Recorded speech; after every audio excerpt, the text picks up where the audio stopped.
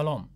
وقتهای اخیر در تاجیکستان بر ضد وکیلان مدافع که از پرونده های پرسر و صدا حمایت می‌کردند پرونده باز کردند و سرانجام خود آنها نیز پس پنجره رفتند. ما به طور نمونه می‌توانیم از شهرت قدرتوف و از فخرالدین زاکیروف وکیلان مدافع یادآوری کنیم که آنها از پرونده های زید سعیدوف و شرکت ساختمانی ماوراءالنهر دفاع می‌کردند و برای حمایت از آنها در بین جامعه و در مطبوعات با جرأتی بیشتر صحبت می‌کردند. ظفر قربانوف یک دیگر از این گونه وکیلان مدافع است که 4 اوگوست بر ضد وی هم پرونده جنایی باز شد. همه اینها را برای رشوه‌ستانی متهم می‌دانند. سوال پیش می‌آید که آیا واقعاً هم پرونده های آنها برای رشوه‌ستانی باز شده است یا انگیزه های دیگر هم وجود دارد؟ ما برای گرفتن پاسخ به این سوال به استودیوی رادیوی آزادی در شهر دوشنبه وکیل مدافع وکیل نامدار تاجیکستان عبدالقیوم یوسفوف را دعوت کردیم. جناب یوسفوف، به نظر شما آیا این پرونده ها برای رشوه‌ستانی است و یا انگیزه های دیگر هم وجود دارد؟ شما چی نظر دارید؟ سلام علیکم. از نقطه نظری من چون از مطبوعات برای من آگاه هستم، نسبت فخرالدین زاکیروف آیدی تقلبکاری، ساختکاری حجت ها و غیر مقصدناک استفاده کردن مبلغ های قرضی پرونده آغاز کرده شده است، در حالتی که اگر نسبت فخرالدین زاکیروف این پرونده به علاقمندی با فعالیت ادوکاتش آغاز کرده میشد و با پرونده ای که او همچون وکیل مدافع اشتراک میکرد یگان انگیزه رو ما دیده نمیتونستیم، چون یگان کس از جرم امین نیست و چون در روند حمایه زیر حمایهشون زید سعیدوف چی فخرالدین زاکیروف و چی شهرت قدرتوف پرسر و صدا فعالیت کردند، بر علاوه دیده میشد که این با فعالیت ادوکاتیشون علاقمند است. یعنی ببینید جناب یوسفوف، من در همین مورد میخواستم یک سوال کنم از شما. میگویند که یا که سر و صداها هست که این گونه وکیلان مدافع یک نوع نقش میانجیگر را یا که میان رو را اجرا میکردند برای داد و گرفت و همین وکیلان مدافع هم همین جرم را گویا صادر کردند، همین اتهام را دارند. شما قبول دارید که واقعا هم همینها رشوه می گرفتند و برای میان روی بین مثلا نمیدانم نهادهای تفتیشاتی و زیر حمایه‌شان رفتار میکردند یا اونا برای خودشان رشوه طلب میکردند؟ فکر شما چی هست؟ چون اگر از نقطه نظری طلبات قانون بنگریم، چی فخرالدین زاکیروف و چی شهرت قدرتوف شخصانی منصبدار نیستند و برای رشوه گرفتن اونها سوبیکت این جنایت ها شده نمیتونن.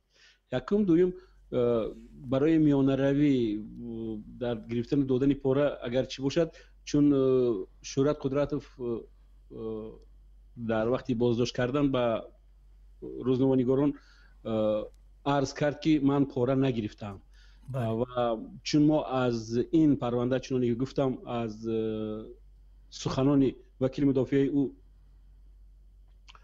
رحمت الله زاهروف آگاه هستیم، اون نفر عرض کردن که این مبلغ برای جبران ضرر رسانده شده از طرف زیر حمایه‌اش که با جنایت قلابی عیبدار بوده است، برای جبران ضرر گرفته شده است و باید که یکی از شرط‌های تامین جزا در جنایت‌های اقتصادی این تلافی ضرر رسانده شده می باشد، برای همین پیش بینی کرده شده است. شما فکر میکنید که مثلا اگر انگیزه سیاسی داشته باشد پس جانب تفتیشات یا که عموما میتوانیم بگوییم حکومت میخواهد که همین گونه وکیلان سرکش را در جایشان به اصطلاح شناند یا چی طور؟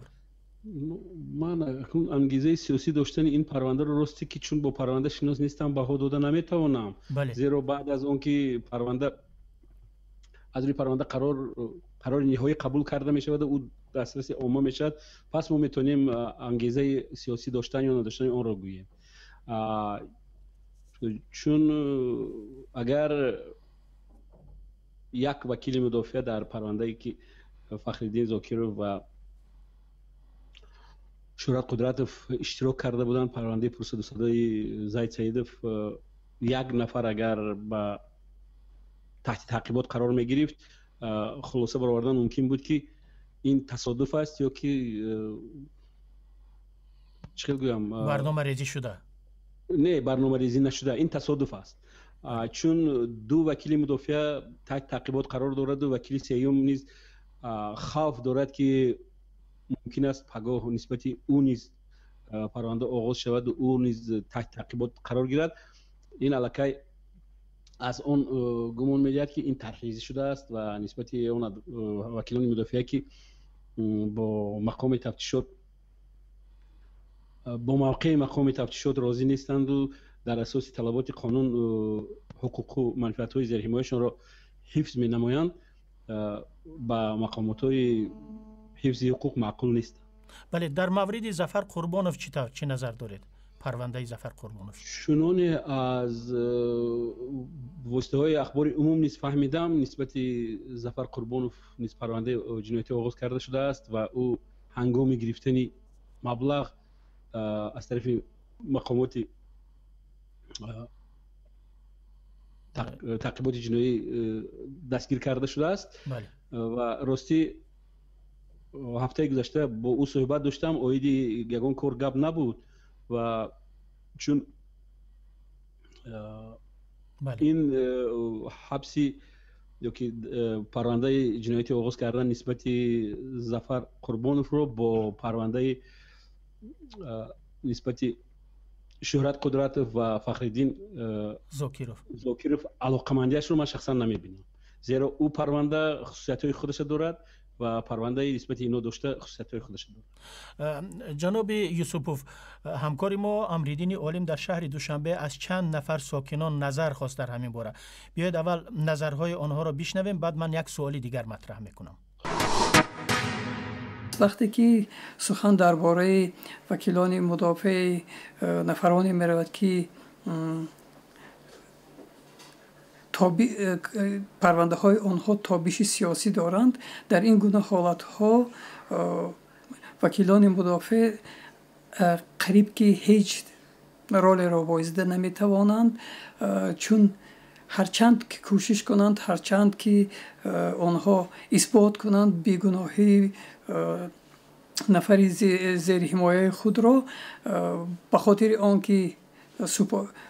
آنکه پرونده سپارشی است از دست وکیلان مدافع چیزی نمی بیاید و در حالت‌هایی که این وکیلان مدافع زیادتر پایفشاری کنند، حالت علیه خود آنها پرونده های جنایی باز کرده می شود تا این گونه وکیلان مدافع قیصر را جزا دهند. ادوکات هایی که در پرونده های سودی شروع میکنند، این عملی نبودن قانون امروزه رو در تاجیکستان نشان میدهد. شاید زیاده روی اما ادوکات ها باشه. نظری ما همه.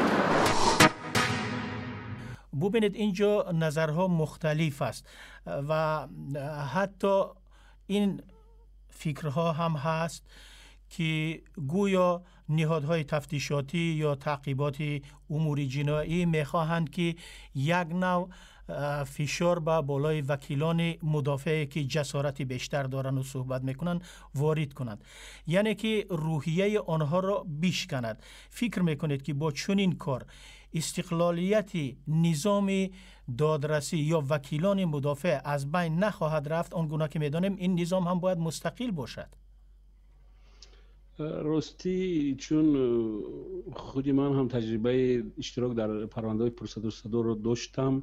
بله. و چون از تجربه خودم نقل میکنم که در روندی که در دوام 2 سال من با پرونده پرسدوسدوی سابق فرمانده گارد ملی جمهوری تاجیکستان غفار میرزایف اشتراک میکردم و اهل جامعه در یاد دارد که علاقه با واسطه های اخبار عموم و جامعه عزیمه من گذاشته شده بود از تعداد عمومی وکیلان مدافع و من شخصا در روند چی تفتیشات، چی سود و چی بعد از اون یگان فشار رو ندیدم، چون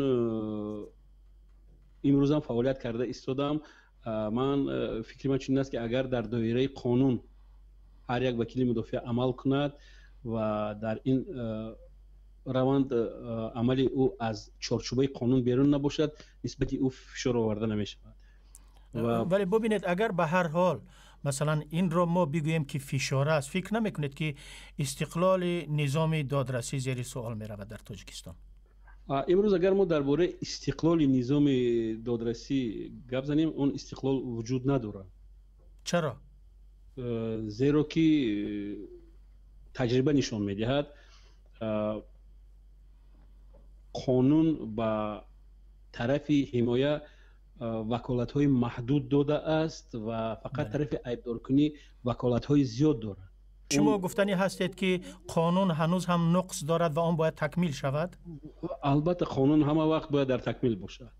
فکر نمی کنید که مثلا در آینده هر وکیل مدافع و یا حتی خودی شما می توانید از باز شدن پرونده بر ضد خودتان ایمن نمانید، چون شما هم همین کارها را انجام می دهید؟ البته ببخشید برای این سوال، آیا ضمانت هست؟ اینجا جای معذرت نیست، زیرا که یگان گره و یگان ضمانت نیست که نسبت من و یا یگان همکسب دیگری من یگان پرونده امروز فوری برده نشده ایستاده باشد و با این یا اون بهانه‌ای که ما در فعالیتمون ممکن است راه دهیم نسبت ما پرونده آغاز نمیگردد یا که ما با تحت تعقیبات قرار نمیگیریم. چنین ضمانت امروز در جامعه ما نیست. با تشکر از جناب عبدالقیوم یوسفوف، وکیل مدافع در استودیوی رادیوی آزادی در شهر دوشنبه، این صحبتمان را به پایان میبریم. خدا نگهدار.